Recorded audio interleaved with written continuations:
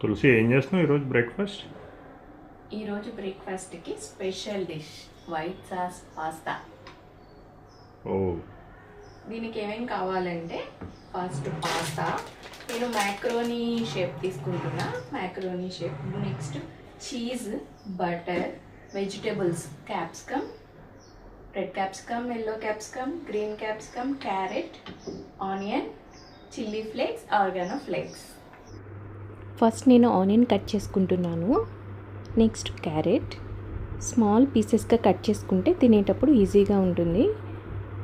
Capsicum కూడా small pieces కింద cut చేసుకుందాం.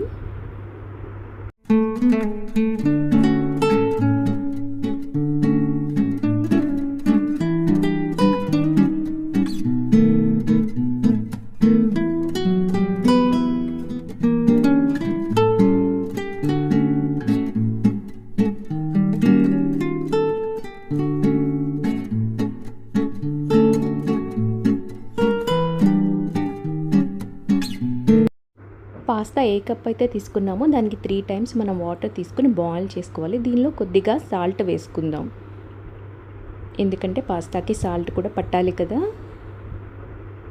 ఇలా బాయిల్ అవుతున్న వాటర్లో మ్యాక్రోనీ ఆర్ పాస్తా వేసుకుని కుక్ చేసుకోవాలి. పాస్తా బాగా కుక్ అయిందంటే దాని సైజు 3 టైమ్స్ బిగ్గర్ అవుతుందండి. అప్పుడు మనము వాటర్ అంతా డ్రైన్ చేసేసుకుని పక్కన పెట్టుకోవాలి.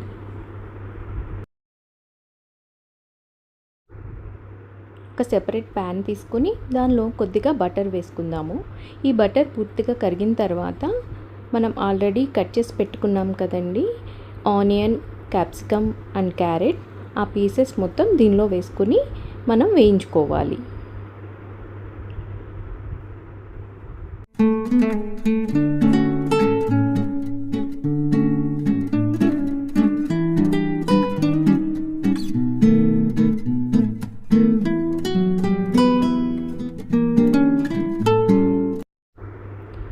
కొద్దిగా సాల్ట్ వేసుకుని ఒక 5 మినిట్స్ వేగనిద్దాం.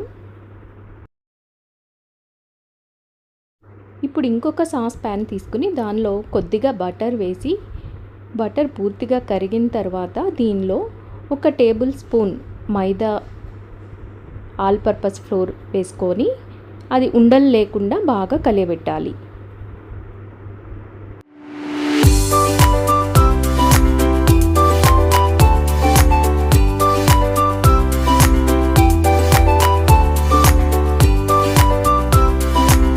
పాస్తాకి సరిపడా 1.5 కప్ మిల్క్ తీసుకున్నానండి నేను. ఇలా మిల్క్ వేసుకున్న తర్వాత బాగా బాయిల్ అవ్వనిచ్చి స్టిర్ చేస్తూ ఉండాలి, అప్పుడు అది థిక్గా అవుతుంది. దీనిలో red chilli flakes, oregano flakes వేసుకుని బాగా కలియబెట్టాలి.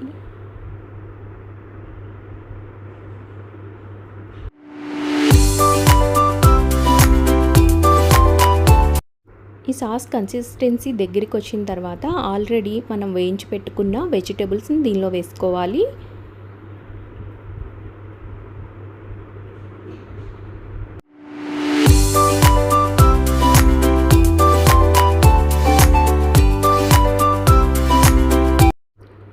అలాగే మనం ఉడికించి పక్కన పెట్టుకున్న ఈ పాస్తాని కూడా మిక్స్ చేసుకోవాలి. దీనిలో టేస్ట్కి సరిపడా సాల్ట్ కూడా వేసుకోవాలి.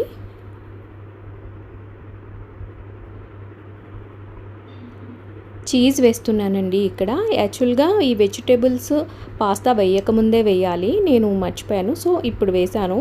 ఇప్పుడు వేసినా ఏం కాదండి, వేడికి కరిగిపోయి మిక్స్ అయిపోతుంది ఈజీగా. అంతేనండి, 5 మినిట్స్ ఇలా ఉడకనిచ్చిన తర్వాత మన సర్వింగ్ బౌల్లోకి సర్వ్ చేసుకోవాలి. ఎంతో టేస్టీగా ఉండే వైట్ సాస్ పాస్తా చాలా బాగుంటుంది. రెస్టారెంట్ టేస్ట్కి ఏమాత్రం తగ్గదు. మీరు తప్పకుండా ట్రై చేసి మీ పిల్లలకి టేస్ట్ చూపించండి.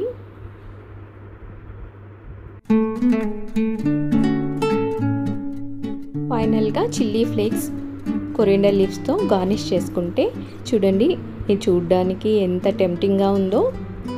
సో మీకు ఈ వీడియో నచ్చినట్లయితే లైక్ చేయండి, సబ్స్క్రైబ్ చేయండి, షేర్ కూడా చేయండి. మీ తులసి డైరీస్.